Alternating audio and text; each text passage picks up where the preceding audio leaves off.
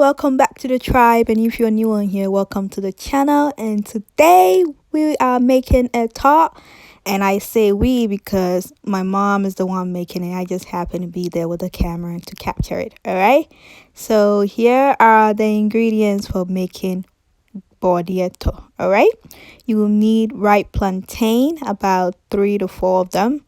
Green plantain, here we use about 3 of those as well, 4 of them. And then peanut butter. This part is optional. Some people don't like it with peanut butter. We love our plantain. ETO'O with peanut butter. Some pear to go along with it. And then 2 white onions or sweet onions as well. And there was habanero added as well, but I forgot to get a picture of that. So get your habanero. And then 3 stock cubes of Maggi. Or you can substitute it with onga. Or for those who don't like these kind of seasoning, regular salt would do. Now, my mom makes her own palm oil. She collected this after making her palm nut soup. So you can either do that or purchase palm oil from the regular African market. All right. And here we have the most important instrument in making ETO'O, that potoyua. Also, it's kind of similar to the mortar and pestle used for guacamole. But this is the best thing to use. And always remember to rinse it out prior to use, okay? This one was rinsed prior. And here I have the habanero, the plantain, along with the eggs. We added the onions as well later on and brought it to a boil. All right, make sure you don't cut the plantain up. Cook it whole, all right? So as you can see here, it is boiling up.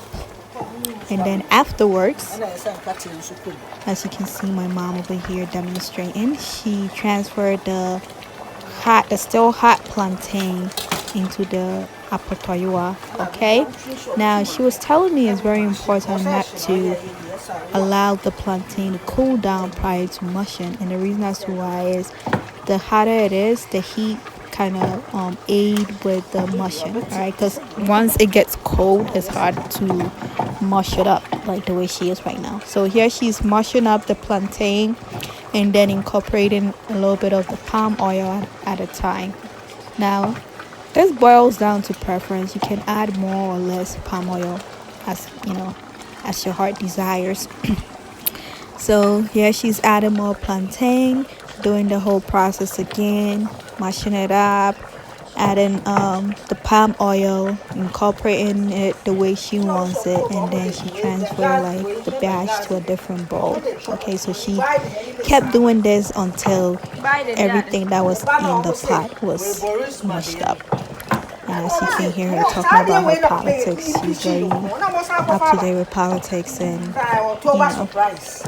all the fun things that goes on in the world. She likes to update me on these things. Yeah, keep enjoying. Just watch what she's doing. She's incorporating the plantain and the palm oil. So another thing, because she used the palm oil from her abenquine, which is the soup, the palm oil soup, this one was really spicy. So I would recommend you use less palm oil if you have, less habanero if you have a lot of pepper in your palm oil. And as you can see, she mashed it up, she transferred it to a different bowl, and she kept doing this until everything was mashed up. Right. Next, she blended the habanero, onions, and the Maggi. I didn't show this on camera because I was busy doing something else, but that was the next thing that she did with that. And as you can see here, she have everything all mashed up and into a bigger container. Okay, and then after the first mushing up, she mushed it up again. But this time she mushed it up while she had on her gloves. And the reason that's why is, as you can see, she used her hands a lot. That's one thing. And the second thing is, if you want to keep the ETO'O overnight, ETO'O is one of those dishes that is a one-day dish for me. So if you want to keep it overnight and preserve it better, put on your gloves. It kind of like slow down the process of it going bad. And here we have the onion blend as mentioned, the habanero, onion, and Maggi blend over here.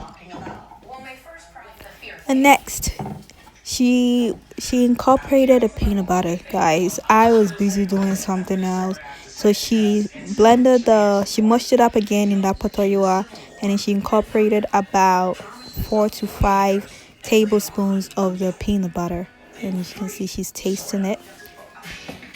And then she added the onion blend, which I missed as well. I was there for the end of it, but she added the onion blend that she made. And then she did it in portions, so make sure you add a bit and then you taste, just to make sure you've attained the salt level that you want. And voila, here we have it, a tart or cocoa tart with pear and avocado for Americans, and boiled eggs. We also added some peanut, regular peanut or groundnut for my Ghanaians, to garnish it with. It tastes so good, guys. It tastes so good. Okay, so as you can see, I couldn't wait to fix me a bowl. So I normally add extra peanut and like dice a little bit onions on mine, but I didn't add the onions here, but it tastes so good with it. Okay, and as always, thank you for taking the time to watch. And if you're new on here, welcome to the tribe. Stay tuned for more cooking videos and other videos that I post on here. Okay, bye.